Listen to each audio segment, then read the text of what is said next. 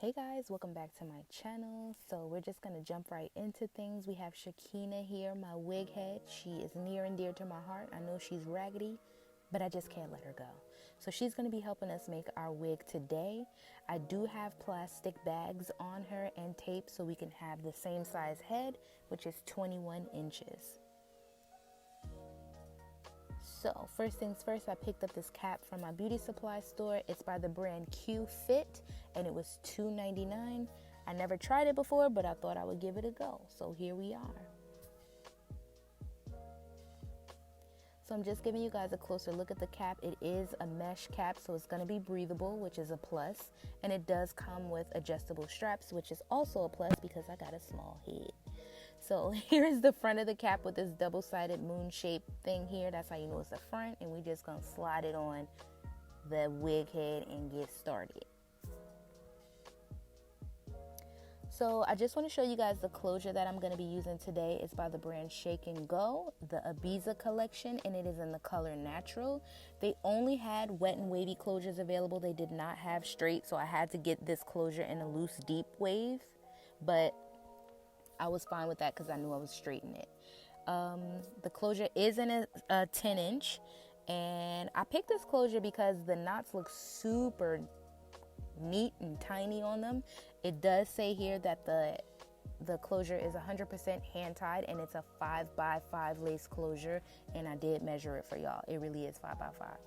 So this closure does come with baby hairs, and I just wanted to give you guys a close-up of the closure. I didn't do any additional plucking or anything like that. It has a really good density, and like I said, the knots are super tiny, so that gives a more realistic look, so I just had to get it. I just want you guys to see you can part this closure throughout, and the knots are still small throughout the entire closure. It's just the best $25 that I spent in a long time. Like, this is like one of the best closures that I have.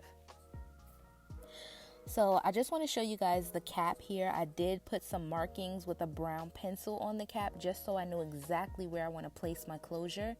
I have it a little bit off center because if I put it in the middle, I'm going to have to sew along those seams. And you don't ever want to sew along the seams on your cap because it's going to mess the construction of the wig up. So don't do that. So I am just getting the hair out of the way and wrapping it into a little bun so I can go ahead and sew this closure down to the cap. So I went ahead and sewed the closure down off camera, and here's what everything is looking like. I did pull the closure a little bit further down than the actual cap. It's going to lay really nicely if you do that. And then I started from the front and sewed back and then around to the middle of the back of the closure, and then did the same exact thing on the other side. So from the front down to the back and then around the back way, if that makes sense. Just look at my fingers. All right, so moving on to the actual hair. I have the hair in the straight 10-inch in the color natural. It's by Shake and Go, the Ibiza collection as well. You can dye, perm, or bleach this hair.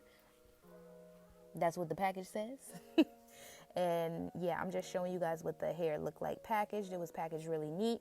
And I know this hair was $20 for this 10-inch. So I'm going to be using glue for this wig. I use glue for 90% of my wigs. I never have any issues with losing tracks or anything like that. And I'm kind of lazy and I just want to get it done fast. So this is the only glue that I use. Spreading the glue along the track here, as you guys can see.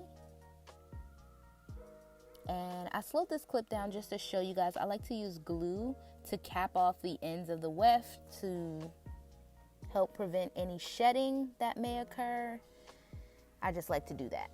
So here I'm placing my first track down, and I'm going to curve it upward just a little bit and then bring that track around to the other side and place that upward as well. Here's a close-up of what I mean by placing the track upward. So I kind of curve it up on both sides, and I'm going to continue to do that as I lay the tracks down. Here I am just measuring out my next track slash weft. I'm going to be interchanging those words, so sorry if that's annoying. I'm going to cap off the end of the track like I told you guys. Find the flattest part of the track and then just spread that glue across.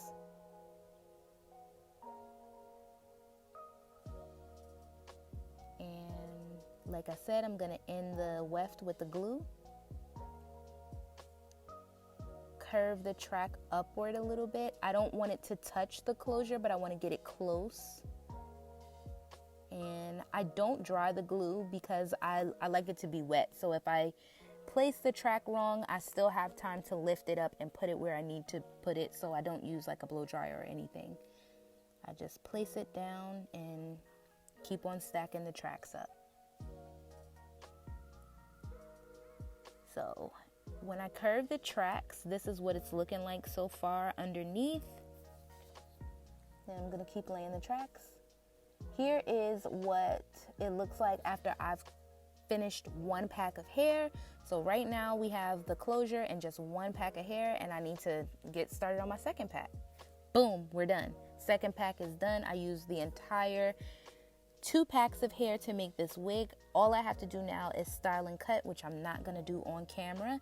I just wanted to show you guys how I construct this wig and give you a close-up. Just an FYI, I did split a weft into 2, and I laid the tracks around the closure so it's not too bulky around the closure. And I'm gonna just show you what the front of the wig looks like because I curved those tracks. So all you can see is pretty much cap and hair. There's no tracks to be seen because we curved them upward.